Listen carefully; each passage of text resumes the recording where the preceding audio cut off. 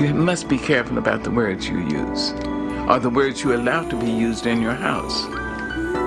Words are things. You must be careful. Careful about calling people out of their names, using racial pejoratives and sexual pejoratives and all that ignorance. Don't do that. It's time to talk about it. Pull up a chair and take a seat. We're serving up recipes for life. With Hampton University's Dr. Richard Mason and Dr. Tamara Williams. Welcome to the Sunday Brunch. This is Dr. Tamara Williams. And this is Dr. Richard Mason, and welcome once again to the table for another edition of Sunday Brunch with the Good Doctors. Indeed. And this is like our Thanksgiving show, so I'm excited. At this moment, we are nice and full. Hey, this is food overload. Right? We're eating our leftovers at this point. Eating good leftovers at this point, and I'm definitely just thankful for so many things in our lives. Thankful to be able to sit here at the table once again this week and have a conversation with you. Exactly. It's always good to be at the table. Not just for the food, but for you as well. Thank you. I appreciate it. Last week you told everybody that, you like the food better than me, so I appreciate the fact that, I get up there in that list. See? Some people just want to hold you back into your past. You know what I'm saying? You got to surround yourself with people who just let you springboard into your future. Don't. Well, come on and jump off. Let's jump off. How was your break? Was it well? Yes, everything was wonderful. Wonderful, wonderful, wonderful. The food, when food makes the world go round. That's all I can say, so it trust can stop and a few believe. worlds too. Listen, you got to just make sure you're eating at the right table now. You're not meant to eat everybody's table. That's all I'm going to say. Amen. All right? Because you just got to know who to get the collard greens from and who to let make macaroni and cheese. And not everyone. No, because some not family members put their hands in that mac and cheese. Some family members are on paper plates and napkin duty. That's Only. it. Exactly. And Bring the cups. Bring the cups. Well, I'm glad that all was well with you, and it's always good to be back at the table. And I'm really excited about our conversation today. We have an amazing guest today with us. We have someone joining us who used to work in film at Hampton University. And so that's kind of how we met. That's right. All right. Yes. And so I'm excited. I want to introduce to everyone, the director extraordinaire. I'm going to let him introduce himself. All right. That's how good it is. All right. Booker T. Madison, I want everyone to know that he's here at the table with us, and we want to welcome you to Sunday Brunch. There's so much that you have to share with us today, and it's good to see you. It's been a little while, so welcome back to your home by the sea. Thank you. Welcome home. It's good to be back at our home by the sea. I'm excited to be on the station and, of course, your show specifically. So thank you for having me. I'm Booker T. Madison. I like to say that I have 5 full-time jobs. Okay. I'm an author, a filmmaker, a professor, a father, and a husband, and all 5 of those jobs are full-time. So I'm excited to have a chance to talk about The Sound of Christmas, my latest film, which premiered on BET Plus on Thanksgiving Day. So it's been streaming for a few days now, and I encourage you all to tune in, and we're going to chop it up and talk about that. Awesome. I am so excited about that. And yes, everybody do tune in if you haven't seen it already. Do make sure that you take the time. And because it's one of those holiday movies, it's one of those good feel kind of movies, and some bad feels in there too, because it's dealing with life. And we all know that life is not always about those good things, but we have those roller coaster rides too. Exactly. So tell us a little bit about the film, and you wrote the film.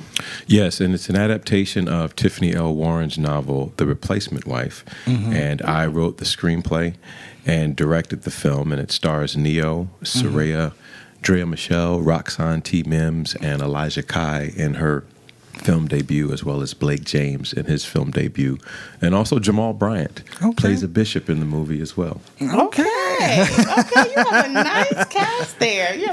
When you were writing this adaptation, did you have them in mind? I did not. when the process began when I met Tiffany about a decade ago, when I was... That's a 10-year process. Yes. So I took some time off from making films, and I published a couple of novels. So Tiffany and I were introduced by Victoria Christopher Murray, who's now a New York Times bestselling author. Okay. She was a best-selling author back then. Now she's a New York Times There is a bestselling difference. author. Yes. So she introduced Tiffany and I.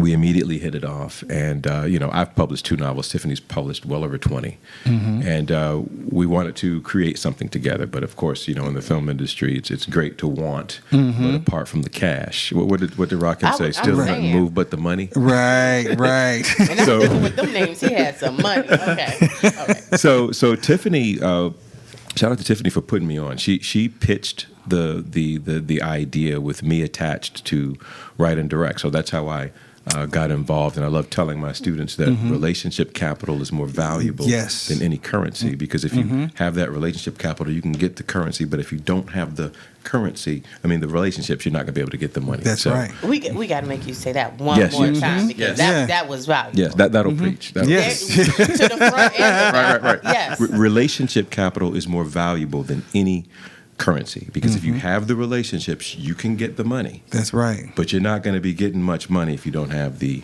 relationships. So this is a perfect example of that. But added to that, because we live in a blow up culture now, I call it, where everyone wants to just be famous for being famous. You have to have the skills and the talent and the ability, right? So when you get in the door to stay in that same place. So Tiffany and I met. She presented me with the opportunity to write and direct. And we set off on a journey of faith, because when you start the process without, the check, the network involved, you can write a brilliant script and it never goes anywhere. So, I came up with the treatment, and for the listeners who don't know what that is, a treatment is essentially a summary of a story. So, you have a 300-something page book that you're turning into a 90-page script. So you can't just say, let's put the book on the screen. It doesn't work that way. Right. So, I came up with the treatment, and then Megamind Productions got involved, which is the production company. Shout out to Tressa Smallwood, who runs Megamind. So then Megamind got involved, and once the production company gets involved, they have notes. And then once the network gets involved, they have notes, and the notes don't always agree. So, being there a was screenwriter, notes about the notes. notes about the notes, and then you have to know the note behind the note so that you can fulfill the note. And read in between those That's notes. right. And you are professors, so you know exactly what I'm Right. talking Our doc about. students get so upset when they're working on their dissertations. Right. It's like they can't. Especially if it's red notes. Exactly. Red notes. Can't get the professors to agree on the process.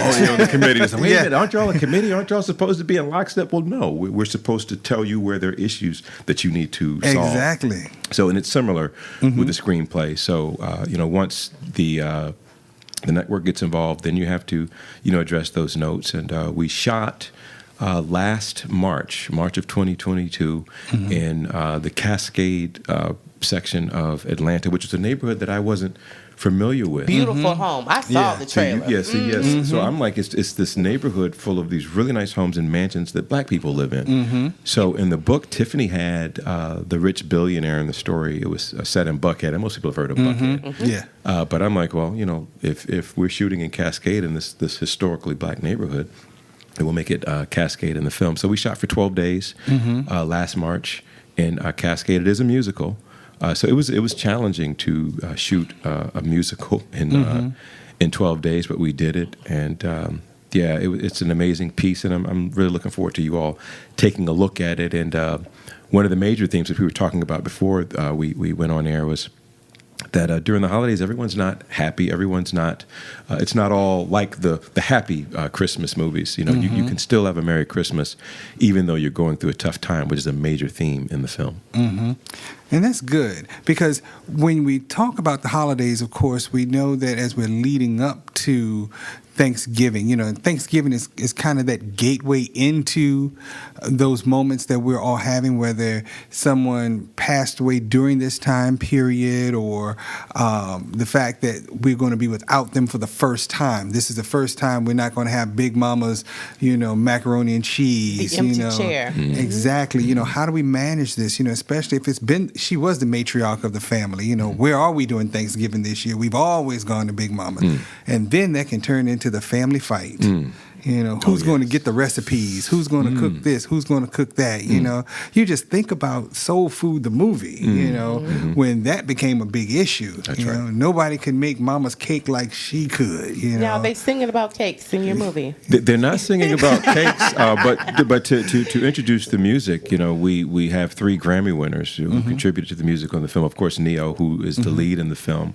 And then Jonathan McReynolds wrote and produced an original song that's performed by Neo and Soraya. And the composer, Teddy Bishop, is also a Grammy winner. And we also have original music written and produced by Myron Butler. So, like with any good holiday film, you want an interesting storyline, but also songs. Yes. Holiday track that everyone Yes. needs to listen Right. to. So, That yes. it's going to line up there with the Temptations when you put it. Okay. As much as I would like to accept that, that's Yes. a pretty lofty bar. You know, because that's like I can't sing, but you all know. Royalty right there. That's right. That's royalty. But I'm looking forward to hearing the soundtrack because we need good feeling things, even in the midst of things that we're going through. And I heard you say that was one of the themes, that you can still enjoy Christmas even in the midst of all the madness and things that are going on in your life. That's true. Right. And so the main character, Neo, if this storyline sounds familiar, it's a story of an out-of-work music teacher who has to navigate budding feelings when she takes a job nannying for a rich billionaire right before Christmas, and she brings love and music back into the home. That's the storyline for The Sound of Music. Right. And Tiffany, one of her favorite movies growing up was The Sound of Music. So she actually did this as a stage play, The Replacement Wife, when she was living in Dallas, before she then made it into a novel. And then, of course, once it became a best-selling novel, now it is a motion picture. So the main character, Neo, when we opened the film, his wife passed away. So he's still dealing with the loss of his wife and raising 2 kids on his own. So that's the he's setup. now a widower and a father. Precisely, Okay. precisely, which is its own challenge. I mean, it's difficult enough Separately and right. then put together, yes. Right. Raising kids is hard enough when you have 2 people, but then you have one person, and then one person is going through grief, Right. and that creates an issue with both Neo and the kids. So You see the it's- children going through this oh my process as goodness. well. Precisely. Okay, Precisely. good. Yeah. So and this is interesting about the process. So when I was reading the novel to prepare to write the script, I was like cracking up laughing, and my wife was like, "Are you reading the book?" 'Cause Is I this was the laughing so same? hard. Is this the same thing that I was in? Yes, yeah, and I'm cracking up. So like any good movie, you're going to laugh, you're going to cry, but ultimately you're going to be inspired. And I think that really hitting those beats when you're watching a movie, you can't just be sad all the time, Right. And you can't just ha ha he he all the time. So I think we pulled it off, and the reviews thus far have been really, really good. And what I've done on social media, Booker T. Madison on all social media platforms, MATTISON. I know All right. that's right. I know that's right. is to I actually comment back, and when people before the movie came out, when they say, "Hey, I'm going to watch," I'm like, "Tell me what you think." It's one thing to watch, but I do want to know what you think, because I create art, not just movies, but books and just communication, and even in teaching, we do the same thing, so that we can add to the human condition and not take away. And that's always a goal for me in any project that I take on. What do you think specifically this project is going to add to either our human language or human development? I think that because of how Christmas is marketed, we believe that it's a happy time, and you know what, it is a happy time. But there's so much going on in the world, and so many people hurting, and you can feel guilty because all of the bells and whistles and lights, and everyone's happy and singing, apparently, but you feel isolated even in the midst of a crowd of people because, as you say, Grandma's not here. In the case of Neo's character, Quentin, his wife isn't here. This is 5 years he's mourning and can't move forward. So And he's been in mourning for 5 years. 5 years, and he's in a rebound situation with a wife, or with a woman rather, that he he's basically serving as a placeholder. So Montana comes in and is able to bring wholeness to the entire family and bring that family back together through the sound of music. Wow. Music is healing. It is indeed. Yes. And it's a language in and of itself. So perhaps they were not communicating well before, but then music came in and was able to help them express their feelings. Absolutely. That's absolutely the case, and that's what happens in the story. And the storyline gives people permission to feel. You know, that's the That'll big preach. piece. Yeah, it gives people permission to feel because, of course, like you said, the holidays make people think that they have to be happy, but not everyone's happy. But with the storyline also, there's a silver lining. That's right. You know, you too can grieve, but guess what? There is going to be another day, a Joy better can day. come in the morning. Joy Exactly. comes in the morning. Yeah. Yes. Joy. Exactly. Yes. I like the element of hope, and I like the element of reality too. It, you know, sometimes in Christmas it's always like this kind of frou-frou feeling in some of the movies, like happy ever after kind of thing, but it's kind of saying like, yes, you can actually come from wherever you are, in the midst of wherever you are, acknowledge that pain, still deal and live with that pain, but still see some aspect of happiness too. Am I allowed to ask you all a question? Because you're all a professional counselor. Well, this is a conversation. Okay. So my question is, how do you, as professional counselors, how do you get people to move into this place of either embracing the loss or incorporating that? Because oftentimes people don't want to move. It's like, you know, the notion of, okay, well, get all of your affairs in order. Well, I'm lacking faith if I do that. Or hey, you should try to move on and reconnect with the people. How do you get people to on that journey of going to that place? It seems like that would have to be a challenge. I mean, I'm a filmmaker, so I don't know what tools you all use to do that. First of all, we work with the willing. Right. So we can't force anybody to do anything. And grief is a process in which you cannot force people through. People who come to us typically coming because they want help. They want to move forward. So first you have to acknowledge that it's an issue or concern. Then you got to want to move forward. So some of the things that you're describing are people who are not ready to move forward, or not interested maybe in moving forward. But other people are inconvenienced by their feelings and want them to move forward. Yes, that's Right. it. Yeah. There's a difference. So if they show up in your office because, one, they were told to come, encouraged to come, or they made a choice, when they get here, we still have to put them in a place to really look at what their reality is. And what I always tell folks, of course, whatever picture you paint sitting on this couch, that's the picture we're going to look at. So it really puts them in a place that they have to identify what's happening, you know. And sometimes they're hearing or even speaking some of their feelings for the first time. Very first time. Yeah. Yeah. Because even when you're talking about someone who's like Neo's character, he probably went through the process of dealing with the loss of his wife, getting to that point. But then actually once she passed, now I have a process. I have to take care of all of the arrangements, whether it's the insurance, whether it's the funeral arrangements. And now we hope she had insurance. Exactly. Yeah. But now we also have to deal with raising the children. So how do I keep my children sane? How do I keep them happy? How do I keep them from becoming depressed at the same time living my life? And so sometimes as the surviving parent, it becomes, I would say, an act of just, you know, duty versus really allowing themselves to feel. You know, I'm hurting because my wife is gone, but, you know, that hurt is causing me to neglect being a good father.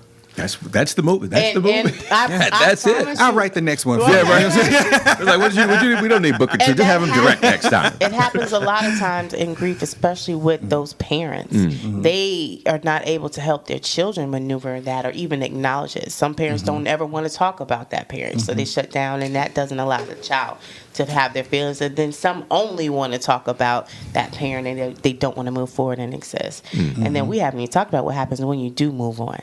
And your kids are not ready for you to move on. See, we do touch that, but you know, when we end it, it's the idea that the audience knows that hope is coming, but we don't present that, I guess, concrete resolution, but just the idea that things a hopeful heart, even if you don't see it.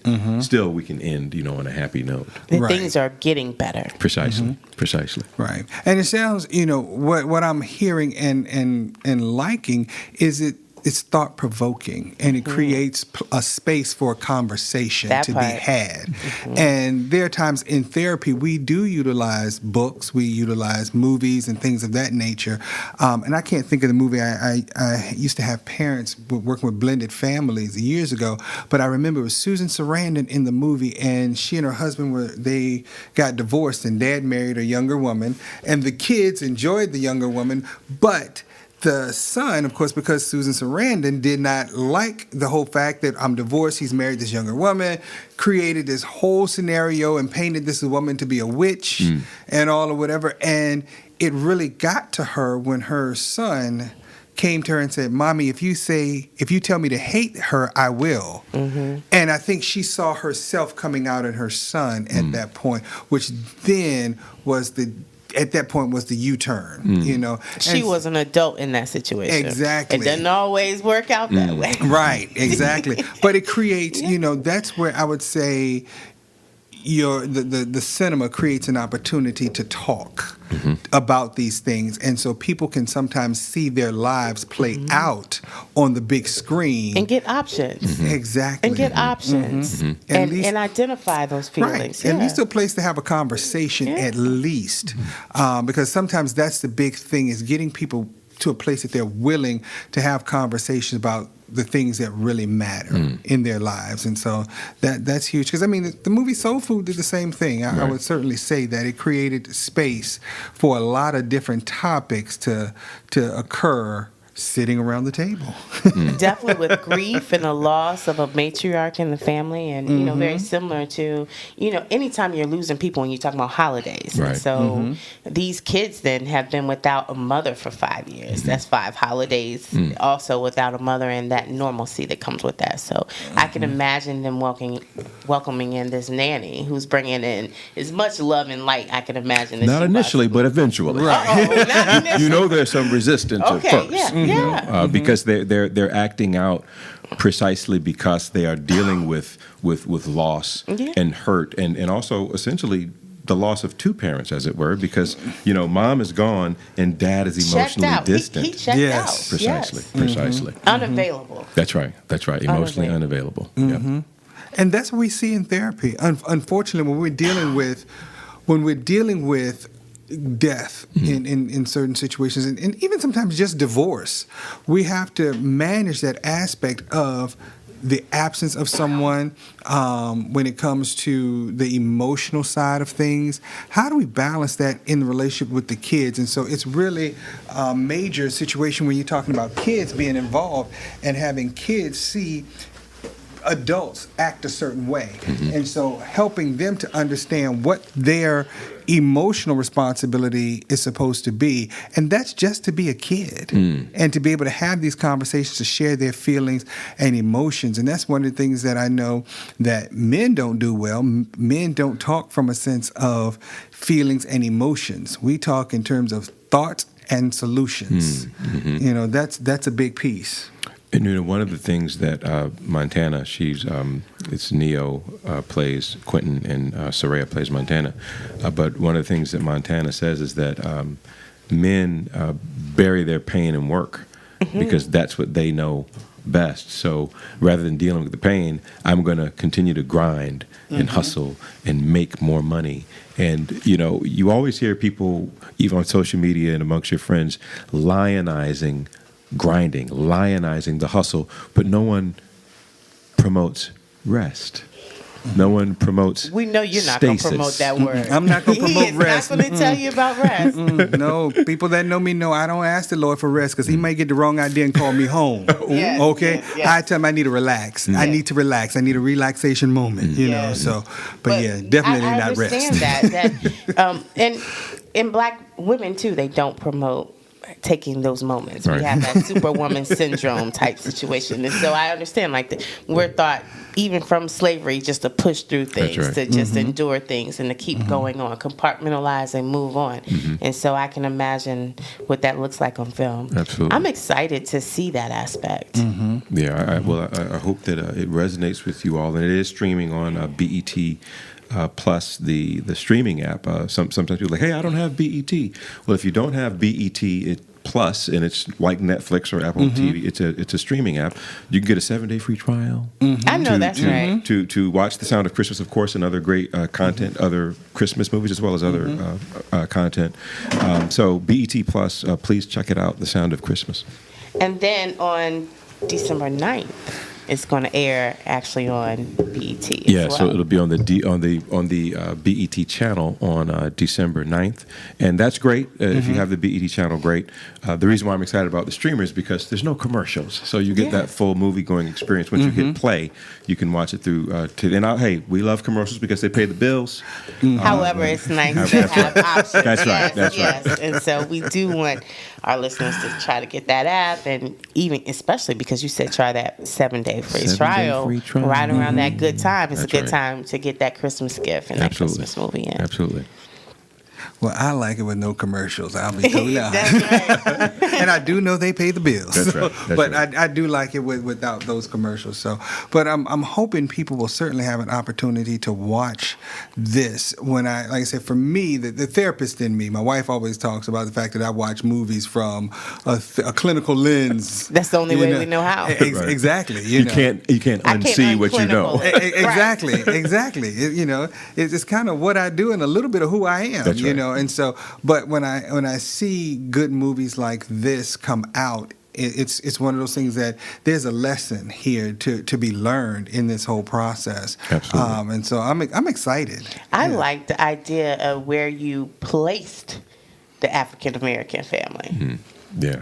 Yeah. In a very nice, affluent neighborhood. I think that in itself also gives people opportunity to see that we are diverse people, that we exist in many different ways, and we come from many different understandings and backgrounds. And that's something. And loss and grief hits people from all different financial backgrounds. That it doesn't matter how much money you have or where you live, you can still have loss in your life. Yeah, and one of the things, not just in The Sound of Christmas, but in all of my stories, I like to present a complete African American community.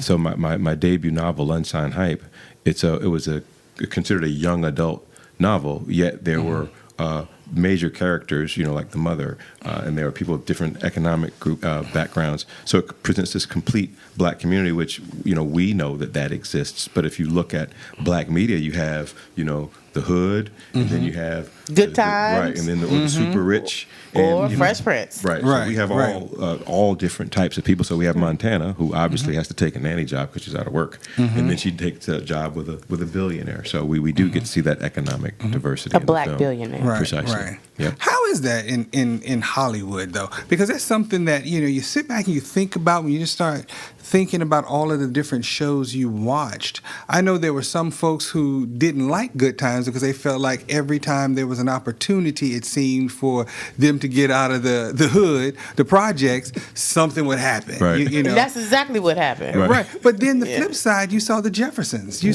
saw George owning the cleaners and all of whatever. So and having a maid.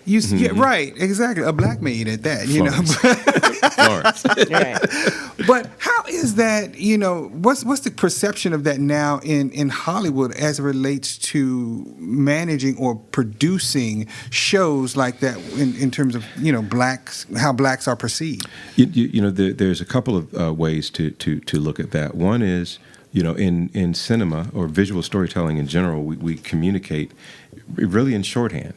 So whenever I pop up on the screen, we don't have 15 minutes like you may have 15 pages in a book to describe a person and their journey. So when I pop up, I have to represent something. So, the idea of tropes and stereotypes aren't altogether negative because we need those. So I think that shorthand is also one reason. But then another reason is, there are not a lot of people who look like us who are in a position to greenlight these projects. So I pitch and I get far more no's, and this is any filmmaker, not just myself. You get far more no's than yeses. So the idea that you love the most, for example, I have 2 novels, neither of which have been made into a movie, and I wrote them to make them into movies. Yet here I am, adapting, and I'm happy to do it. I'm excited to do it. Adapting someone else's novel. So, the idea that sells is the one that gets made. And if that idea is consistently presenting an image that people have become comfortable with, think about like when the Hood movies were out. And it took The Best Man to come out to essentially spell the end of the Hood movie era. And then after that, all of the movies were black, middle and upper middle class. Right. And then, we had Straight Outta Compton, and then we started to see more of the street element coming back in again. And then you get, your Empires and your Powers and the like. So, it's trends. Hey, let's do what works. This worked? Okay, well, let's try that again. And even in academia, we see that, every year. Well, who's going to come to speak at this? Oh, who did it last year? Well, let's bring him in again. It requires less effort and less work. Wow. I never looked at it like that, but I guess you have a point in terms of what's actually selling, and that's the end game. How many tickets can you sell at the box office? Right. Innovation is not always rewarded. Certainly not in a space where art and commerce meet, because typically the people who are financing or distributing it, they have an agenda that's separate and apart from someone like myself. When I sit down, I'm writing about what I'm passionate about. Either positive passion or negative passion, what's driving me crazy or what's making me happy, but I don't have the means. People say, hey, why doesn't Magic Johnson, this one, why don't they come together and make a studio or whatever? And it's like, it's so incredibly expensive to create and market a television show, a movie, that, you have a couple of bombs and it will sink you. We're talking millions of dollars. So, it's not as easy as, hey, let's get 5 rich people together.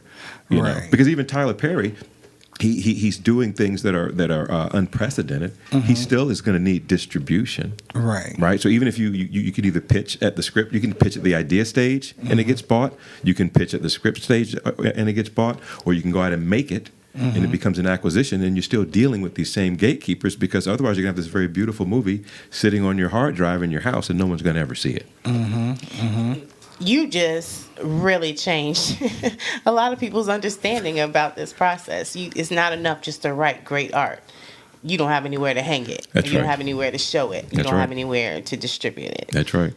And so for you spent this time working on all these things that were made for film, made for scripts, but yet you're having to adapt someone else's because you understand that this is what the people want to see. This is what is going to be bought at this time. And related to that, so the current project that I'm working on, it's a Tubi original film, and it's called Twisted. One more time, a Tubi original? Tubi is a streaming. It's a streaming platform. Okay. So The Sound of Christmas is a BET Plus original. So the movie is an original film made specifically for BET Plus. This next film, The Twisted Marriage Therapist, I know you all love that. Okay.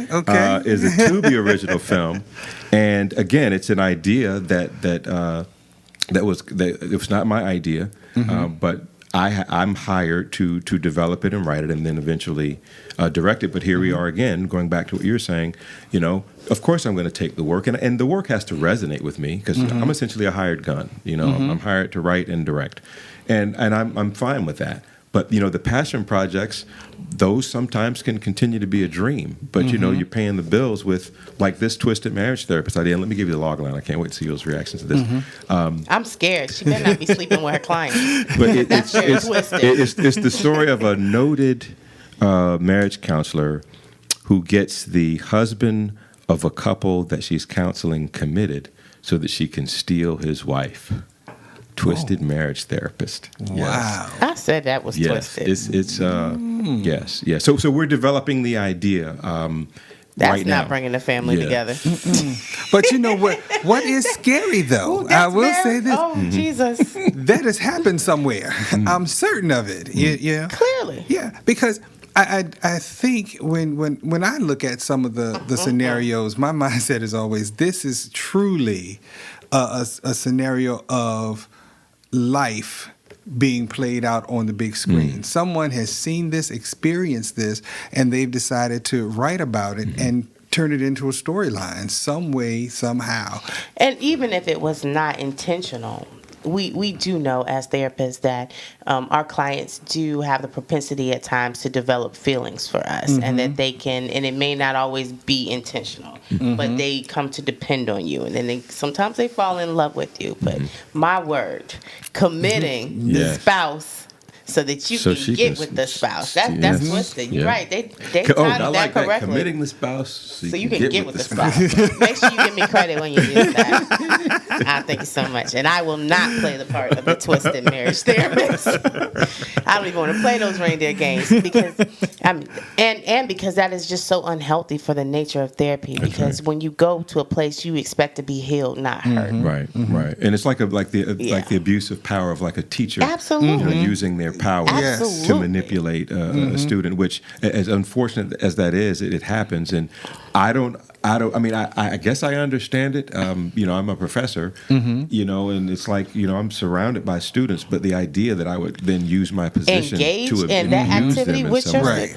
I'm a pass. That's a hard pass for me. If for no other reason, I have a job that I want to keep. Exactly. And I'm married. Setting aside, the moral implications. I have a job, and you know what? You're gonna get caught. Exactly. You're gonna get caught. You will. Nothing goes on in the dark that doesn't come out the light. And to use that type of power dynamic is terrible, manipulative, and it's horrifying. So it's a great setup for a movie, right? Yes. To create that dramatic tension. That is art. Absolutely, people will tune in to watch that. For some odd reason, we like to watch dysfunctional situations. It's the drama. And we know, it's the drama that's entertaining. We know you're going to get caught, but we can't turn it off because we want to tune in and see you get what you deserve. You know what I tell my students? I teach directing and screenwriting at the University of Georgia, and I taught in the film studies program here at Hampton. And I tell my students that, I'm a life whore. Let me explain what that means. Please do. It's like the worse a situation is in real life, the more excited I get because it's a juicy storyline. Yes. Right? Because conflict is at the heart of all drama. Apart from conflict, there is no drama. The greater the conflict, the higher the dramatic tension, which means we're more likely, as you say, to tune in. But you and I cannot be friends. Look, I'm a life whore, but I'm not a whore in life. Okay. Let's make sure we make that clear. Right, exactly. That's a whole lot of drama.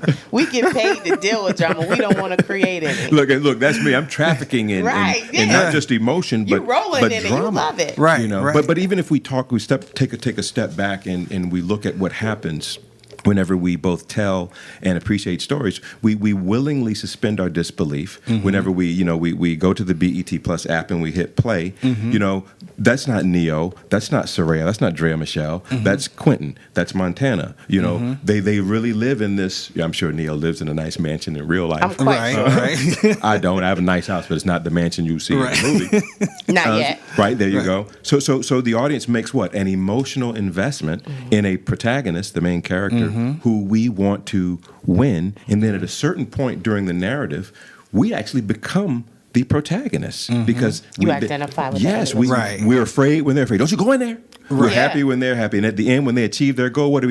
We cheer. So it's that emotional investment in these characters that makes storytelling, filmmaking, television, novel reading work. I remember going to the movies years ago as a kid. I think I was in high school. It was a baseball movie. And I can't remember the name of the movie, but the main character ends up hitting this home run at the end of the movie, and all of the odds were stacked against him. And I remember standing up and jumping up like I was at a baseball game. Like you were really there. And I'm like, and I turn around and look, and everybody's around me like, my word. I would have paid good money just to witness that. That could have been a commercial for the filmmaker's life. He's like, see, this is what I do. I have this kind of an impact. That's on the exactly audience. what I did. And of course, you were emotionally engrossed. I was, and everyone started clapping. It was the funniest thing, but you would have thought I was really at a baseball game because of how well it was done. I mean, they really built the scene up to the point of, whoo, back cracks and the ball goes. You That's know? good art. Yes, that is good it art was. right there. And so I see exactly what you're saying in terms of we get caught up in the movies. But those are the things that sometimes will make us cry. Yes. During a certain scene. It will get us angry with a certain character. You know, and you see those, you know, you have an opportunity to see that person in real life and you're looking at the person like, you dirty dog. You know what I'm saying? I like that it helps people when you connect to stories and it resonates with you. It helps to give you even clarity on some things that maybe you had not thought about in your own situations. When you're able to see other people process things on the screen, it also gives people who didn't know that was an option. That's true. Like you don't always have to deal with everything with the same emotion. That we have a plethora of emotions that we can work through, and we can deal with things that way. Absolutely. Well, I'll give you a quick story from we had the red carpet and premiere screening in Atlanta. I guess it was two Tuesdays ago, and at the end, you know, the actors came up and. Neo said to the audience, you know, when you hate an antagonist, you know, it's Drea Michelle, she's the antagonist. That means that she did her job, and she said I might need some counseling after this because you know because she played it, you know, because we're in the audience they're laughing, they're crying, you know, they're talking to the screen, you know, and. Come on, They were talking to the screen. Oh my goodness, that's a good movie right there. Clapping. Yes. Then when the songs, you know, were sung, they're clapping. So it was a great experience. But that's all rooted in exactly what we're talking about: emotion and you know, believability and you know, people hating that. We love to hate the antagonist. That's the role of the antagonist. Right. So if they do it that, right. there you go. And she was like, I'm gonna have to get some counseling after this because everyone hated Security, her. not counseling. Right. She's gonna need security. Right. Well, let me ask a question though, because you know that makes me think in reference to, I guess, actors, in terms of the types of roles that they're willing to accept, because I don't want to be seen as the villain all the time. But guess what? If I play a good villain, that's what pays the bills. And so when you look at some of your actors and actresses and certain things like Denzel, you will see Denzel play certain types of characters. You know, you'll see Angela Bassett play certain types of Shout characters. out to my soror. You know, Shirley Ralph plays certain types of characters. They get typecast in those situations like that or whatever. So how does that affect them, you know, mentally? You know, That's a great question, and something that I, because you know, film students, they make short films for the most part. Every film school, you're making short films. And one of the things that I share with my students and that I myself did is you can actually get name actors to be in your short film, you know, people who you see in movies and TV shows for exactly the reason you're talking about. It's a role that they're never going to get cast as in Hollywood. So if I come to you and it's something completely different, because as an actor, you want to play. You know, you want to have a variety of roles. So, you know, my thesis film, which eventually aired on Showtime, it was the Gilded Sixpence for the Zora Neale Hurston fans. I adapted her short story. But this is my NYU thesis film. And in this movie, I had Chad L. Coleman, who people know him as playing Cuddy on The Wire and Tyrese in The Walking Dead. This is his first leading role. Takia Kima, she played the mother in that. So Raven, and we know her from A Living Color. Wendell Pierce, who's currently on Broadway now, and we've seen Wendell in everything. He was also in The Wire, played Detective Bunk. And the late, great Novella Nelson from the Antoine Fisher story. She called him the N-word. yes. But all of I was able to this is a student film where they did not get paid, but I was able to get that stellar cast, one, because it's Zora Neale Hurston. And I was the Right. first filmmaker to adapt any of her work into a film. This is before Which the is Eyes Are Watching amazing God. to be able to do Yeah. as a student. Yes. To get permission to even do that. Yes. So they came to the role because of it gave them an opportunity to play in ways that they wouldn't be able to play in Hollywood. So it creates opportunities because you're right. Oh, well, we know this person is a leading lady. This person's not. Well, that's a distinction that the industry says. No one goes to drama school saying, I'm going to be a leading lady. I'm going to be a character actor. Well, that's how they book roles. So it does create opportunities for them to do other things. But, you know, how awesome would it be if you could have this panoply of roles that you could play and it's not having to do it in a short film from a guy named Booker T who no one's ever heard of. Right. No, that's amazing that you're able to get all of those folks in that particular, in your student, you know. I mean, project, you know. Yeah, and it was a good film too. Yeah. Clearly, because you're still making them, you know? Your best, you know, what you're known for is your last project. That's what people, you know, pitch off that. So the fact that you're still making them means that it's good work. I want to know, how did you get into it in general? So for those who are out there listening who may have little people who may be interested at one point in doing what you're doing, or someone who's even older, they know they've always wanted to, they just didn't know, you know, which way to go. That's an excellent question. So I don't have an answer like, you know, well, when I was a little boy, I knew. I woke up one day and I woke up one day and I wanted to be Spielberg. I will be Pinocchio. Right. So I started my academic career at TCC Virginia Beach, Tidewater Community College. Wow. Now that will preach right there. That'll preach. It's not where you come from. That's right. That's right. Going. So, you know, I'll tell you how I chose radio and television production. At TCC at that time, I don't know if it's still the case now, you had to choose a major before you could register. So I'm rifling through the bulletin looking for the discipline with the least amount of math. Praise God. Yes. Praise God. Yes, and it was radio and television production. So I started as a radio and TV production major because it had the least amount of math. But then I had a professor, his name was Alan Campbell, who he was this ginger bearded British gentleman who was so enthusiastic about the discipline that it inspired an interest in me. So we, you know, as professors, we can certainly relate to that, and that's the positive use of power rather than like the twisted marriage there. Right. So at the time, the state of Virginia stopped. They made the decision to stop funding that program, and as we know, film and television programs are very expensive because of the equipment and facilities needed, and you have to update them constantly. So the TCC program went away. Then I transferred to Norfolk State. Who had a 4-year program. So I was, then it's called Mass Comm at Norfolk State. It's called Mass Media here at Hampton over in Scripps. So I'm a mass communications major at Norfolk State. I got a Virginia Association of Broadcasters internship at the ABC affiliate, 13. So, you know, I get paid. I get to do all the positions, and it makes air, you know, the edits and the stand-ups and all these things. But here's what I discovered. Rather than covering other people's stories, I wanted to tell my own. At that point, film school. I didn't even know it was such a thing. So I researched film schools, the 2 top film schools at the time, NYU and USC, University of Southern California. Now, I was a rapper at the time. I was pursuing a career as a rapper. Wait a minute. All right. I wish you had the cameras on. You should have seen her face. You should have seen her face. What? Look, my lungs are old and retired, so I can't spit anymore. I can't spit a hot 16. Hot 16. So I'm going to catch you off air.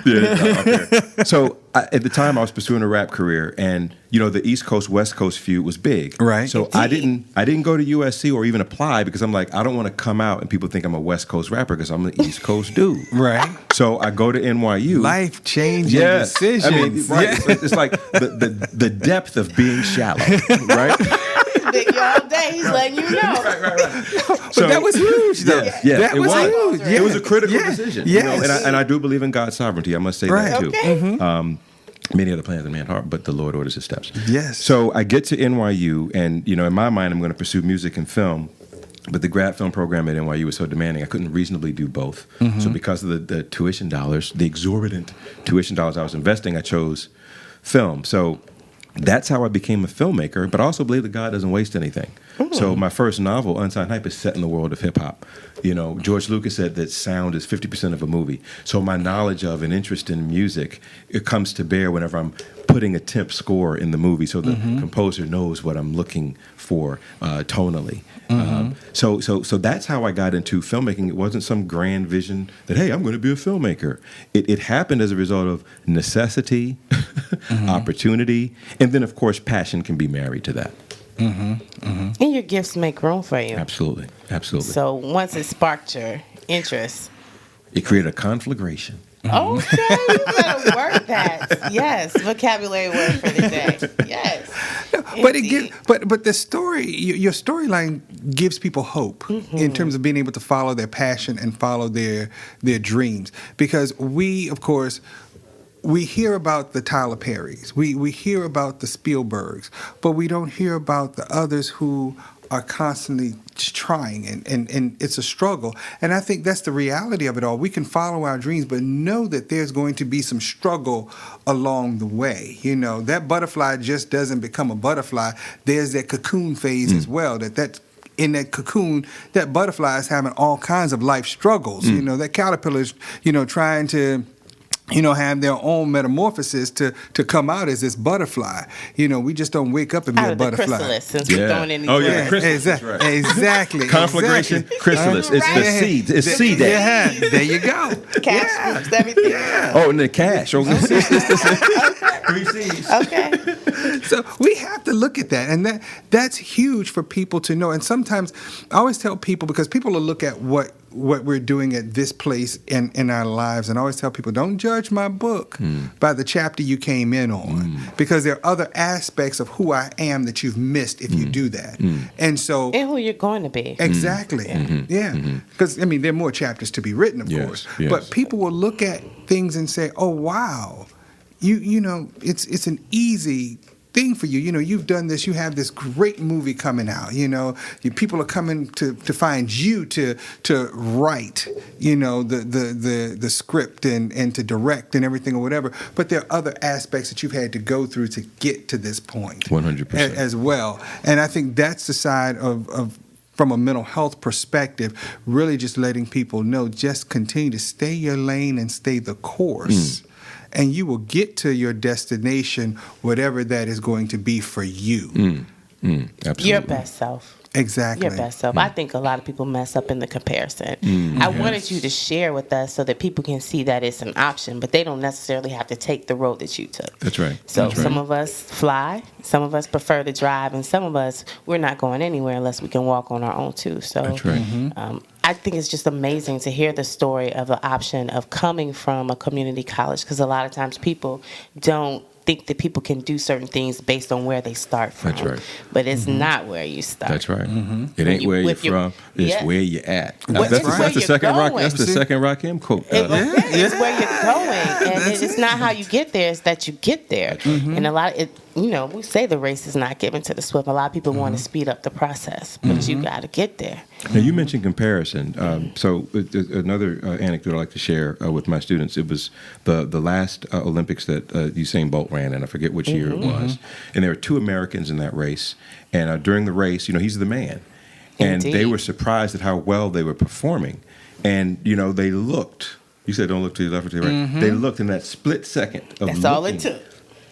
That's right. The champ is gone. Yes. So the comparison, it's like, I think there's a degree of it, and you all would know better than me, that's normal as far as human behavior. But when it becomes something, it can become self-defeating, and it can cause you to miss the mark and not meet the goal. That's micrometers of seconds, I guess. Trip over your own feet. Right. You look over and then boom, and you think the champ was looking at them? You think the champ was concerned about them? Not at all. Because the champ knew what he was. The champ, he was focused on the what? The goal. Exactly. And they're like, oh, wait a minute, we're hanging with the champ. And he, right. Number one is never concerned about number two. There you go. There you go. Not at all. There you go. There you go. You just have to be, like I said, you have to focus just on your own game, and create that audience of one. It doesn't matter, because even on your best day, you can still get beat. The focus is, if you concentrate on being your best self, then you're going to get to your destination. I had to learn that the hard way. I say that my first year of film school was the best and worst year of my life, and it was the best year of my life because in undergrad, you're not just focusing on your major courses. You're also taking these gen eds and all these other things, electives. But at film school, it was all film. Right. The challenge for me was, the mass comm department at Norfolk State. I was a big fish. When I get to NYU, the base level of intelligence is what I have, and there are people who are far more smarter than me, far more resources, etc. And I had to manage that. But what I discovered is that it didn't matter how smart someone was, how many resources they had. They could not tell my story. You talk about focusing on the one. They couldn't tell my story. We could have one script, and the four of us around this table would all four make different movies with the same script. And I'm like, you know what? Who cares about their talent? You found your own magic. Yes. I discovered my voice.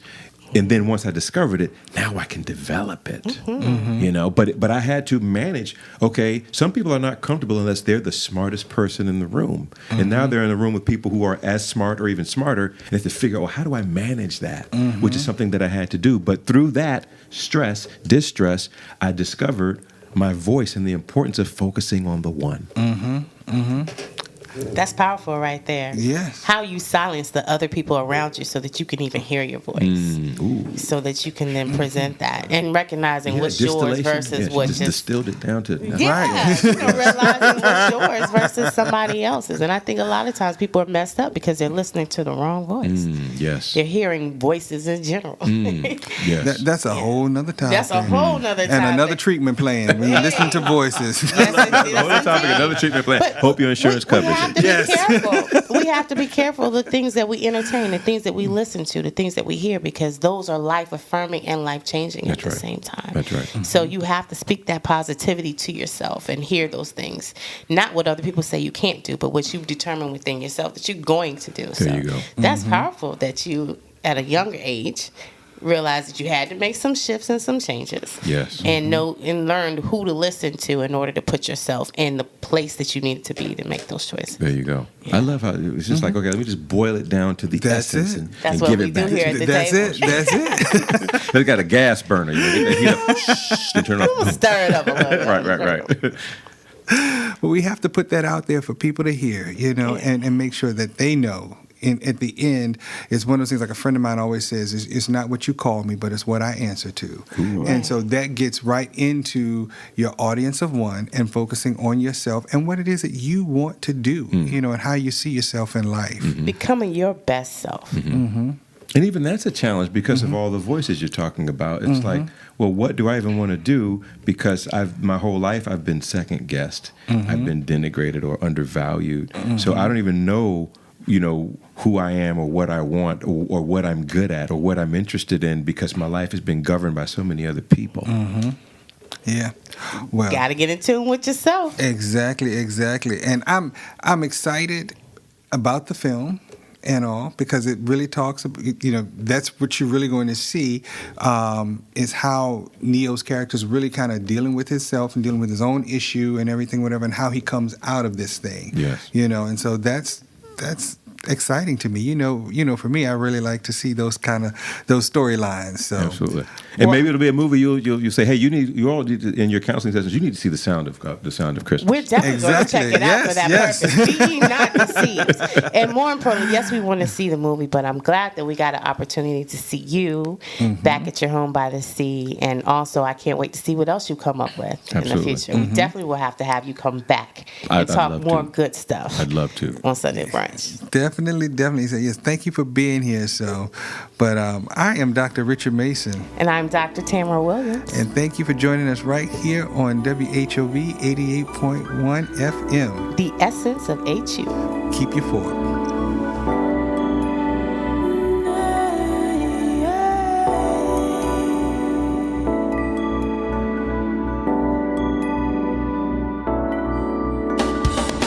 Someday we'll be able to measure the power of words. I think they are things. I think they get on the walls. They get in your wallpaper.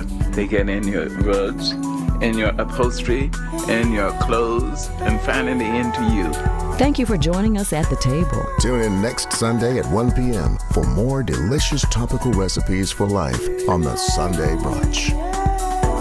On Smooth 88.1 WHOV.